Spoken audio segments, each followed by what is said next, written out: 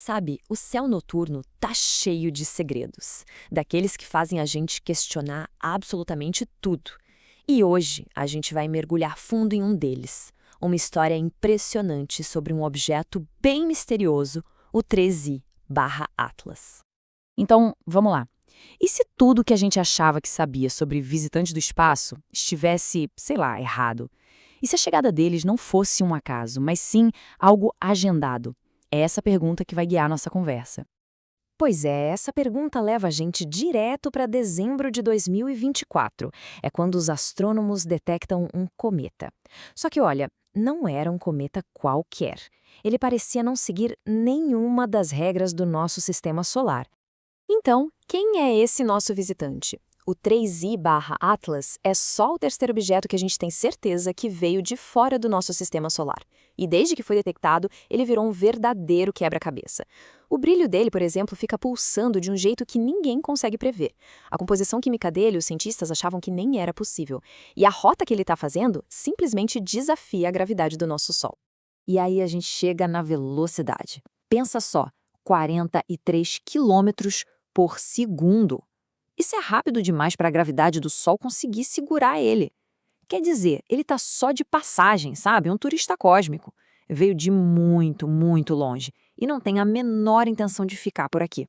Mas o que deixa tudo mais maluco é que essa não é a primeira vez que algo assim acontece. O mistério fica ainda maior quando a gente olha para trás e percebe que parece que estamos vendo um padrão se repetir. Um padrão muito, mas muito antigo. Olha só que doido, a conexão é tipo uma impressão digital cósmica. A assinatura química do 3I/Atlas é simplesmente idêntica à dos fragmentos do misterioso evento de Tunguska lá de 1908. Imagina só, mesmas proporções de elementos, mesmos níveis de deutério, as mesmíssimas moléculas orgânicas, mais de um século depois, vindo de outro sistema estelar. É literalmente como achar um gêmeo idêntico que se perdeu no universo. E a coisa não para em Tunguska, não. Se a gente fuçar os registros históricos, o padrão se repete. Parece que acontece um evento estranho a cada 108 anos. É pontual, como um relógio, desde uma observação do Tycho Brahe em 1578 até hoje. A pontualidade disso por mais de 5 séculos é assustadora. E adivinha? 2024 se encaixa direitinho nessa linha do tempo. E essa parte da profecia não tem nada de misticismo, viu? É pura matemática. Lá em 1977, o astrônomo Carl Sagan calculou que visitantes de outras estrelas chegariam em bandos. A matemática dele previu essa janela de chegada com uma precisão impressionante. Ele não viveu para ver, mas o 3I/Atlas apareceu exatamente quando as equações dele diziam que apareceria. Conforme os cientistas observavam, o 3I/Atlas ficava cada vez mais bizarro. Ele não agia como um objeto natural deveria agir. Ele começou a desafiar as leis da física de um jeito que forçou todo mundo a se perguntar: o que a gente está vendo, afinal? Então vamos aos fatos que não batem. Cometas normais perdem velocidade à medida que se aproximam do Sol. Este aqui, não.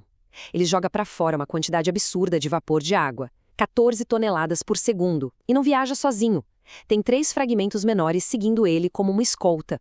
E a cauda aponta para o lado. Cometas simplesmente não fazem isso.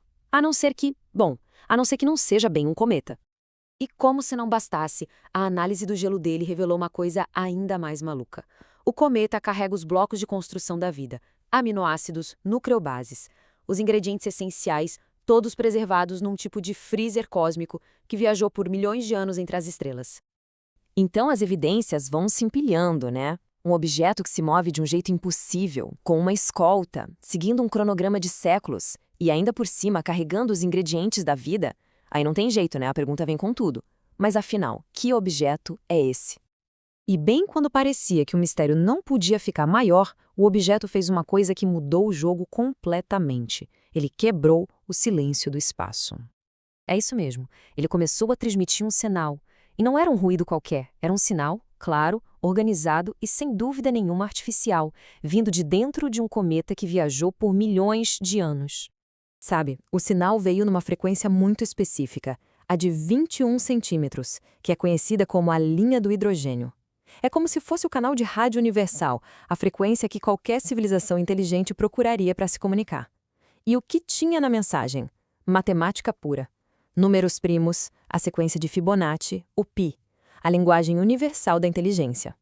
Essa transmissão começou, curiosamente, na véspera de Natal, e vinha de uma área bem pequena no núcleo do objeto. E a última parte da mensagem era um mapa. Um mapa que apontava para a nebulosa do Saco de Carvão, um lugar onde nascem estrelas. Era como se eles estivessem dizendo de onde veio uma jornada que demorou uns 4 milhões de anos. Juntando todas essas peças do quebra-cabeça, uma hipótese, assim, inacreditável, começou a ganhar força. Uma explicação que conecta a chegada programada, a carga biológica e a mensagem inteligente. Essa hipótese tem um nome: panspermia direcionada.